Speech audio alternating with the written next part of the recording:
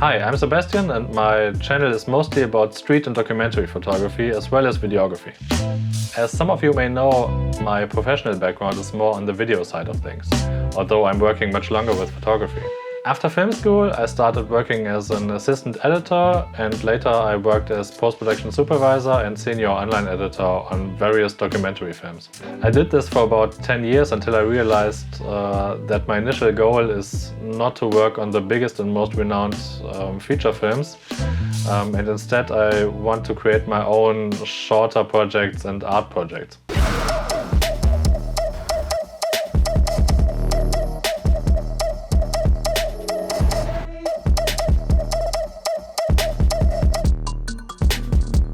I started working freelance in 2017 and luckily professional camera prices went down, so I could slowly shift my career towards working as a videographer on social media videos, small commercials and short documentaries, which is exactly the field that I love working in.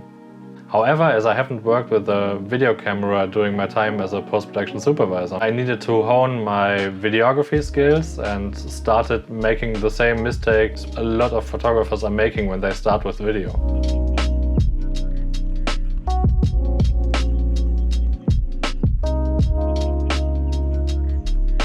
Nobody will deliver a perfect video when beginning with videography.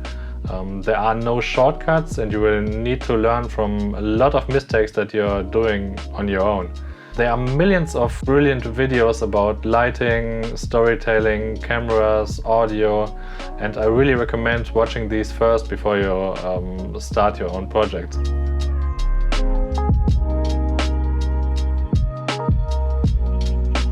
But if you are an experienced photographer, you will have a good foundation of basic knowledge to switch to videography.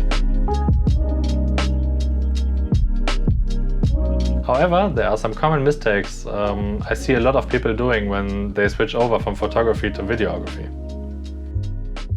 Take your time. I think this is the most important mistake that young videographers are doing. Just when you think you captured the perfect shot, just add another 2 seconds before you press the stop button. In almost every case, you or your editor will need a couple more frames or even more than you expected. When things on set get hectic, the stress will carry over to you as videographer or DP. You really have to remind yourself that you are responsible for capturing all the important action. So just add 2 seconds in your head before pressing the stop button and your editor will love you.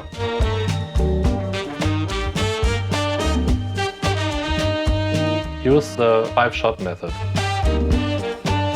As a photographer, you are trained to capture the whole story in just one single image, which is a great skill, but it would result in a terribly boring video.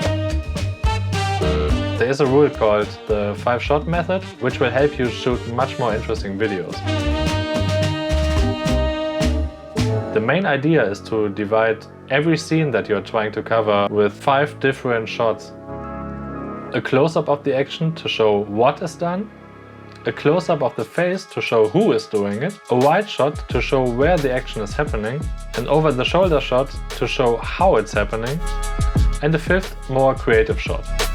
You will see that this technique will help a lot when you are editing your own videos. Fixed shutter speeds. This is a more technical one, but without going into too much detail, I just want to remind you that you are most of the time working with a fixed shutter speed. Unlike with photography, a video consists of many frames per second. The most common ones in Europe are 24, 25 and 50 frames per second, with 24 being the most film-like frame rate and 50 looking more like news footage. In video, the rule of thumb is to use a shutter speed that is as close as possible to double your frame rate. So with 24 and 25 frames per second, it would be a 50th of a second shutter speed, and with 50 frames per second, it would be 100th of a second shutter speed. Once set to the correct value, please don't change the shutter speed unless you know exactly what you're doing, because otherwise your footage will look really choppy or strange.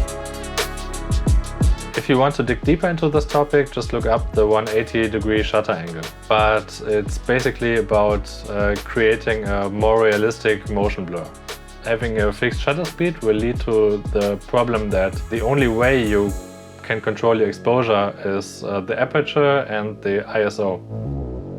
So if you are shooting in a bright environment, you may need ND filters, which are basically sunshades for your lens. Good audio. I firmly believe that audio is one of the most important aspects in creating a good video. Built-in microphones in almost every camera from consumer to professional grade are really bad, and they are just built in to have a reference audio or for backup reasons. The most beautifully shot video will look highly unprofessional when the sound is bad. So either work with a professional sound engineer or learn as much as possible about audio. I will link some videos in the description.